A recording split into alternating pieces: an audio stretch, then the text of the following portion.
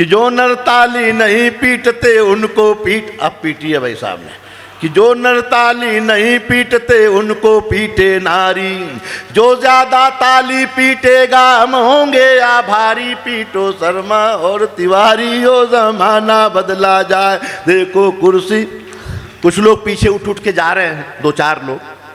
मैं ये पंक्तियां पढ़ता हूं, सुनकर जाने की कोई हिम्मत कर सके तो मैं उसकी हिम्मत देखना चाहता हूं।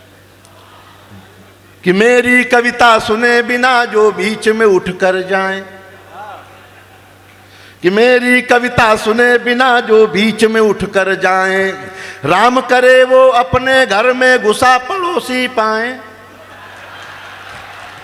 चाह रहा है कि राम करे वो अपने घर में घुसा पड़ोसी पाए, डूबे उनकी लुटिया धारी हो जमाना बदला जाए। देखो कुर्सी, सब लोग ताल से, देखो कुर्सी की बलियारी हो जमाना बदला जाए।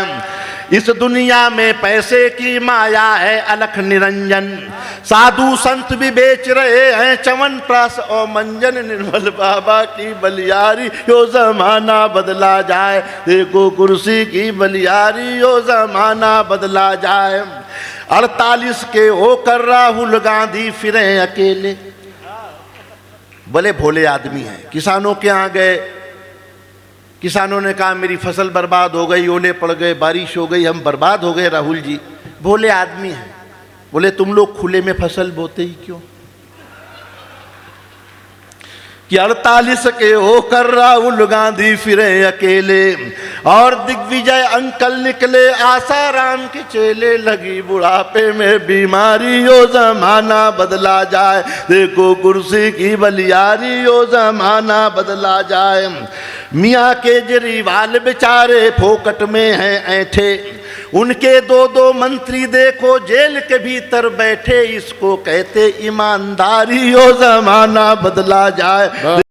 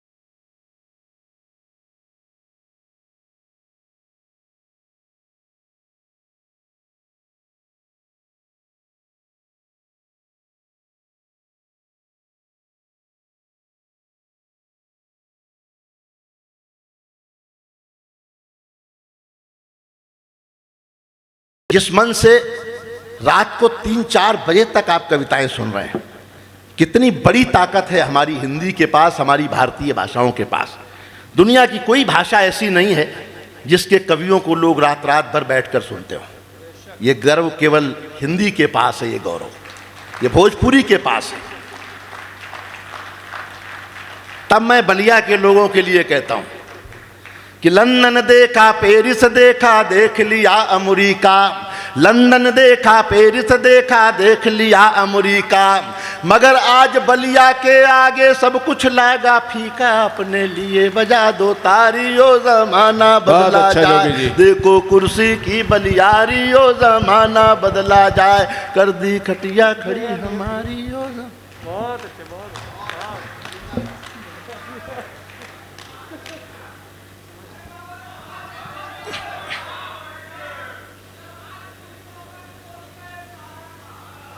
हाँ।